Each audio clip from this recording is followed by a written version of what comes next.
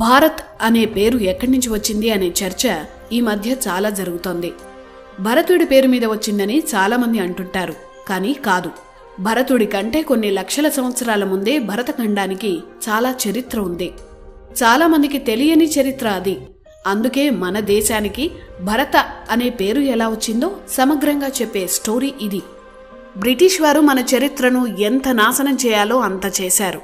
ఇప్పుడు మనం పుస్తకాల్లో చదువుతున్న చరిత్ర అంతా కన్ఫ్యూజనే. బ్రిటిష్ కాలంలోనే కోట వెంకటాచలం అనే గొప్ప చరిత్రకారులు ఉండేవారు.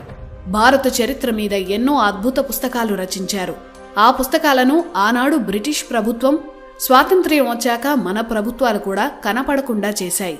కానీ ఇంటర్నెట్ పుణ్యమా అని ఆయన పుస్తకాలు దొరుకుతున్నాయి. ఎవరో విదేశీయులు ఆ తర్వాత వారి ప్రేరణతో మన స్వదేశీయులు రాసిన చరిత్రను గుడ్డిగా నమ్ముతున్నామప్పుడు.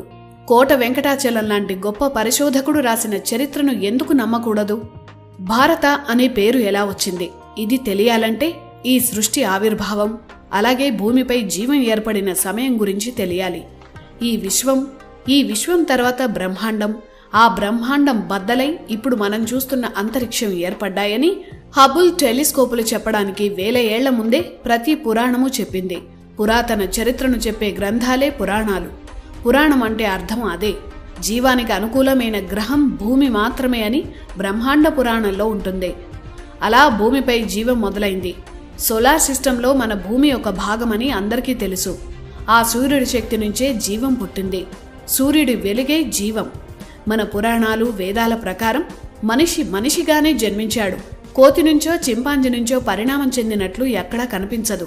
సూర్యుడే జీవానికి ఆధారం అన్న సంగతి సైన్స్ తెలిసిన వారందరికీ తెలిసిన విషయమే. అదే విషయాన్ని మన వేదాలు పురాణాలు ఎప్పుడో చెప్పాయి. ఆ సూర్యుడి వెలుగు నుంచి దేవతల శక్తితో అంటే ప్రకృతి శక్తితో జన్మించిన తొలి మానవుడే స్వయంభువ మనువు. అలా ఈ సృష్టి మొదలైంది. కొత్త సృష్టిలో తొలి మన్వంతరం ప్రారంభమైంది. సృష్టిని మన్వంతరాల కాలంతో పోలుస్తారు. అలా స్వయంభువ మనువుగా మనిషి మనుగడ ప్రారంభమైన మన్వంతరాన్ని స్వయంభువ మన్వంతరం అంటారు. 14 మన్వంతరాలు బ్రహ్మకు లేదా ఈ బ్రహ్మాండానికి ఒక పగటి కాలం. ఈ 14 మన్వంతరాలు పూర్తయ్యాక ఈ సృష్టి ముగిసి కొత్త సృష్టి మళ్లీ మొదలవుతుంది. ఒక్కో మన్వంతరం 71 మహాయుగాలు. ఒక మహాయుగంలో 4 యుగాలు అంటే 43,20,000 సంవత్సరాలు ఒక మహాయుగం. ఆ లెక్కన స్వయంభువ మన్వంతరం మొదలై 198,58,85,000 సంవత్సరాలైంది. ఇప్పుడు మనం 7వ మన్వంతరమైన వైవస్వత మన్వంతరంలో ఉన్నాం. సూర్యుడి వెలుగు నుంచి జన్మించిన స్వయంభువ మనువు నుంచి మానవ జాతి వృద్ధి చెందింది. సూర్యుడి వెలుగుని భా అంటాం. ఆ వెలుగు నుంచి పుట్టిన వారసులు కాబట్టే మనువు వారసులను దేవతలు భారతులు అని పిలిచారు. వీరు నివసించిన ప్రాంతం భరతవర్షమైంది. అలా వచ్చింది భారత అనే పేరు. మనువు వారసులు పాలించిన ఈ ప్రాంతాన్ని భరతవర్షంగా పిలవడం మొదలుపెట్టారు. అప్పటినుంచి జంబూ ద్వీపంగా చెప్పే ఈ ఖండంలో ప్రధానమైన ప్రాంతం భారత్. అప్పట్లో అతిపెద్ద దేశాలను వర్ష అనేవారు. అలా జంబూ ద్వీపంలో భరత వర్షం అతి ముఖ్యమైన ప్రాంతమైంది. మనమంతా ఆ ప్రాంతానికి చెందిన వారం కాబట్టే ఏదైనా పూజలో సంకల్పం చెప్పేటప్పుడు జంబూ ద్వీపే భరతవర్షే అని మన అడ్రస్ చెప్పుకుంటాం. సూర్య వంశంలో తమ పూర్వీకులు భారతులు కాబట్టే దశరథుడు తనకు చాలా ఇష్టమైన భార్య కైకకు పుట్టిన బిడ్డకు భరత అని పేరు పెట్టాడు. ఆ తర్వాత శకుంతల తన తండ్రి అయిన విశ్వామిత్రుడి పూర్వీకులు భారతులే కాబట్టి తన బిడ్డకు భరత అని పేరు పెట్టింది. అంతే తప్ప ఈ భరతుడు పాలించినందుకే భారతదేశం అని పేరు రాలేదు. మానవ జాతికి మూల పురుషులు ఆ భరతులు. మన రూట్స్ అక్కడే ఉన్నాయి. అందుకే మనమంతా భారతీయులమయ్యాం. మన చరిత్రలో భరత అనే పేరుతో చాలామంది ఉన్నారు. భరత అనేది ఒక వ్యక్తి పేరు కాదు.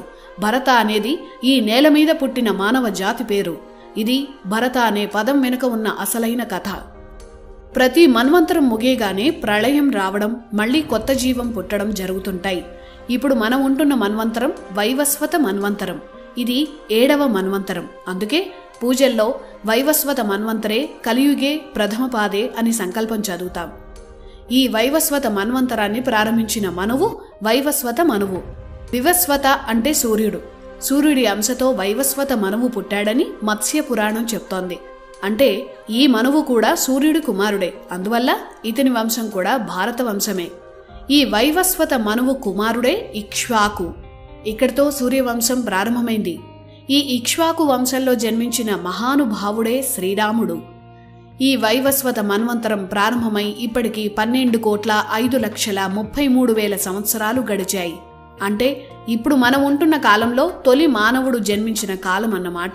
ఈ మన్వంతరంలో మనువు మూల పురుషులు కూడా భారతులే, అంటే భరత ఖండానికి చెందినవారు అని అర్థం.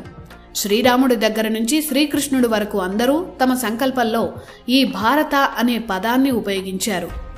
భరతవర్షం అనే పదం అన్ని యుగాల్లో వినిపిస్తుంది. ప్రతి మన్వంతరానికి అంటే ప్రతి 30 కోట్ల సంవత్సరాలకు భూమిపై ప్రళయాలు ఏర్పడి మళ్లీ కొత్త జీవం ఏర్పడింది. అలా 6 సార్లు ఇప్పటి వరకు జరిగింది. ఇప్పుడు జరుగుతున్న 7వ మన్వంతరం అంటే వైవస్వత మన్వంతరం 12 కోట్ల సంవత్సరాల క్రితం మొదలైంది. మత్స్యావతారంగా విష్ణువు అవతరించిన సమయం కూడా ఇదే. ప్రళయం నుంచి భూమిని కాపాడి వైవస్వత మనువుతో పాటు భూమికి అవసరమైన జీవజాతులను ఒక పెద్ద పడవలో ఎక్కించి ఒక సురక్షిత ప్రాంతానికి చేర్చాడు విష్ణువు. ఇదే కాన్సెప్ట్ని 2012 సినిమా క్లైమాక్స్గా వాడుకున్నారు. వైవస్వత మన్వంతరం మొదలైన 12 కోట్ల సంవత్సరాల్లో ఇప్పటికీ 27 మహాయుగాలు గడిచిపోయాయి. ఇప్పుడు 28వ మహాయుగంలో వేదకాలమైన కృతయుగం, రాముడు పుట్టిన త్రేతాయుగం, కృష్ణుడు అవతరించిన ద్వాపర యుగం ముగిసిపోయాయి. ఇప్పుడు కలియుగం నడుస్తోంది. కలియుగంలో ఇప్పటి వరకు 5,124 సంవత్సరాలు గడిచాయి. ప్రతి యుగం చివర ఏదో ఒక ఉత్పాతమో యుద్ధమో వచ్చి మానవ సంహారాలు జరిగాయి. ఉదాహరణకు త్రేతాయుగం చివరిలో రామరావణ యుద్ధం జరిగింది. ద్వాపర యుగం చివరిలో కురుక్షేత్ర యుద్ధం జరిగింది.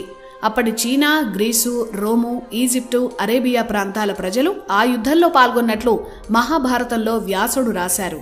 పాండవులు గెలిచారు. యుద్ధం తర్వాత కౌరవుల వంశంలో ఉన్న చాలా మంది ప్రజలు నిరుత్సాహపడ్డారు.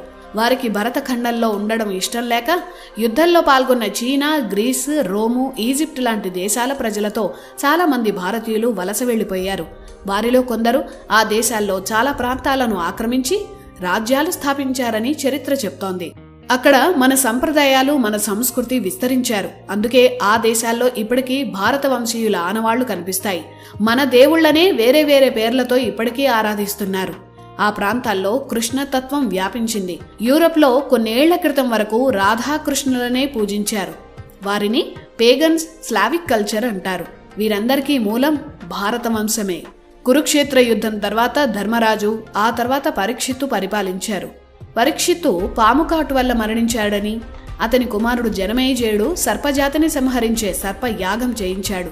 అప్పుడు ఆ సర్పజాతిని అస్తిక అనే ఋషి కాపాడి ఆ నాగజాతిని భరతఖండం నుంచి ఇప్పటి మెక్సికో ప్రాంతానికి తీసుకువెళ్లాడని భారతం చెప్తోంది.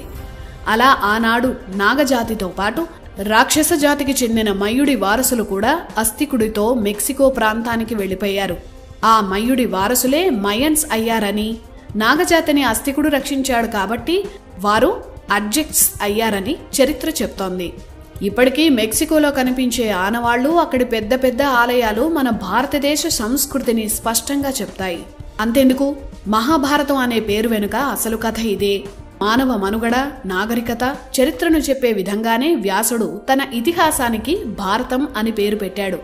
మొదట జయం అనే పేరు పెట్టి ఆ తర్వాత భారత చరిత్రను చెప్పేందుకే భారతం అని పేరు మార్చడం వెనుక చారిత్రక కారణాలు ఉన్నాయి. ఇది భారత్ అనే పేరు వెనుక ఉన్న లక్షల ఏళ్ల చరిత్ర. మన భారతదేశ చరిత్రను రాయడమూ కష్టమే, ఆ చరిత్రను చెప్పడమూ కష్టమే. ఎందుకంటే ఏ దేశానికైనా మహా అయితే 1000 ఏళ్ళో 2000 ఏళ్ళో చరిత్ర ఉంటుంది. కానీ ఈ వేద భూమికి కోట్ల ఏళ్ల చరిత్ర ఉంది. ఇన్ని కోట్ల ఏళ్లలో ఎన్నో ఉత్పాతాలు, ప్రళయాలు, దాడులు, దోపిడీలు జరిగాయి. ఆ ఉత్పాతాలు, విధ్వంసాల మధ్య మన గ్రంథాలు ఎన్నో నాశనమయ్యాయి. అందుకే మన ఋషులు శృతిబద్ధంగా పాఠం బోధించేవారు. అంటే బట్టి పట్టే విధానం. ఆ విధానం వల్లే గ్రంథాలు నాశనమైపోయినా, నాశనం చేసినా వేదాలు, పురాణాలు, ఇతిహాసాలను మన పూర్వీకులు శృతుల రూపంలో అందరికీ తెలియజేయగలిగారు. వాటిని రాసుకొని రక్షించుకోగలిగారు. ఇది మన భారతదేశం. అలాగే భారత అనే పేరు వెనుక ఉన్న అసలు చరిత్ర.